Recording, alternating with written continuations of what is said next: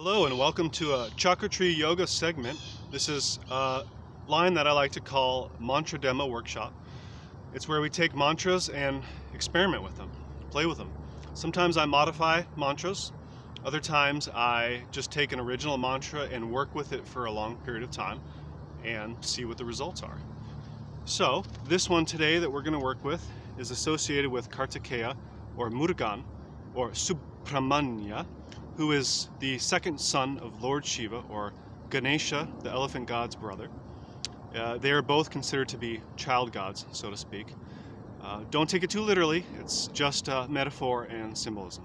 The energy of them is real, but they're not dancing around in these forms. So this one is Om Kartikheyaya Namaha.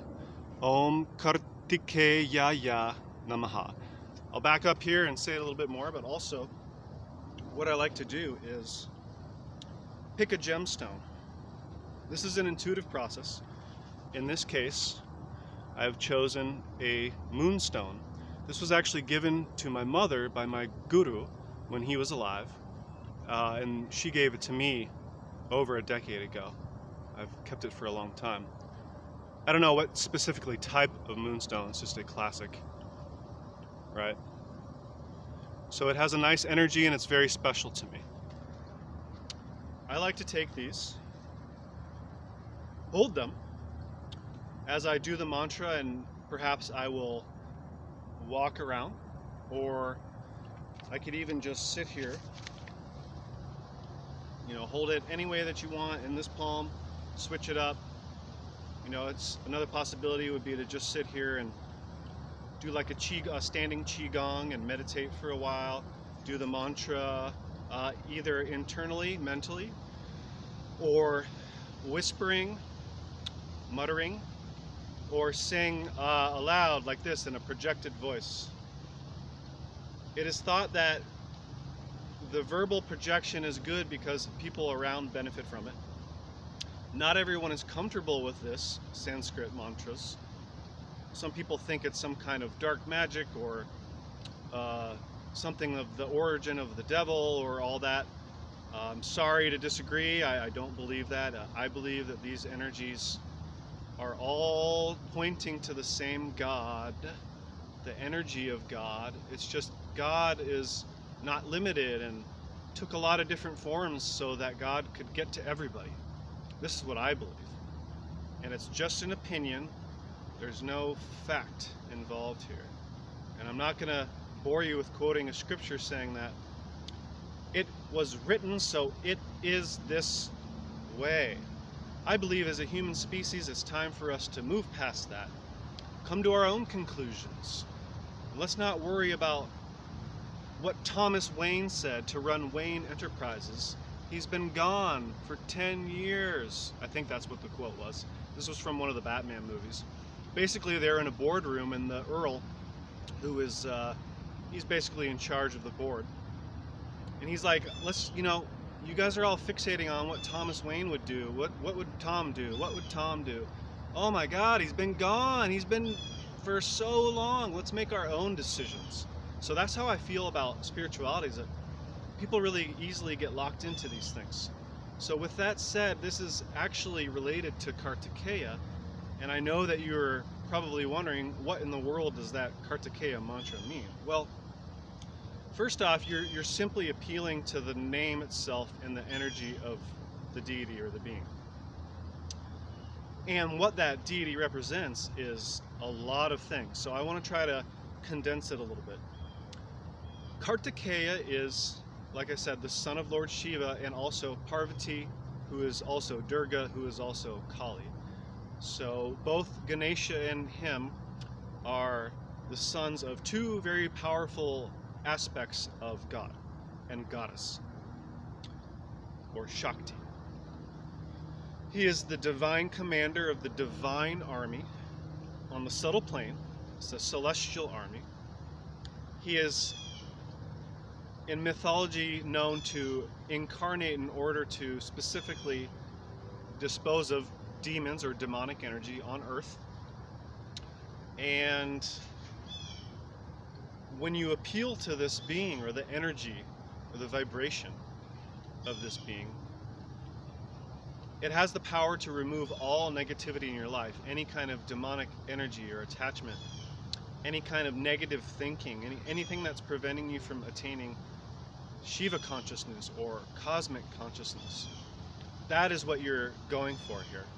And also, there's a sub-mantra that I'm just going to say real quick, is Sharavana Bhavaya Namaha. Sharavana Bhavaya Namaha. Sharavana Bhavaya Namaha. That one also appeals to the same being, the same energy. I would say both Om Kartikheyaya Namaha and Sharavana Bhavaya Namaha are essentially doing the same thing. Don't get too caught up on, oh, I'm not doing the right mantra. I find that experience is better. You can intellectually debate all day and night and never come to any true truth or conclusion. But when you practice and you experience in here and in here, you have a different kind of knowledge now. I believe that is superior to pure intellectual knowledge. Anyways, another interesting, not fact, let's not do that. Another interesting aspect of Lord Kartikeya is he is very sweet. He is the attractor of hearts. All the girls love him. He is very charming. He is very handsome. He is a very skilled warrior. And also, when you say warrior, it's a sort of a self-mastery. It can be an internal thing. It's not just a physical fighting thing. Even though that is a component of it, being a general and being a warrior.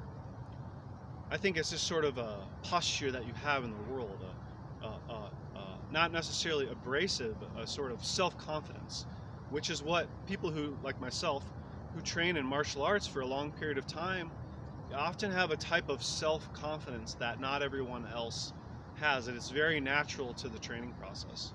It's hard to explain unless you understand. You're just going to have to take my word for it. I came to that conclusion from experience, and I decided that it was true.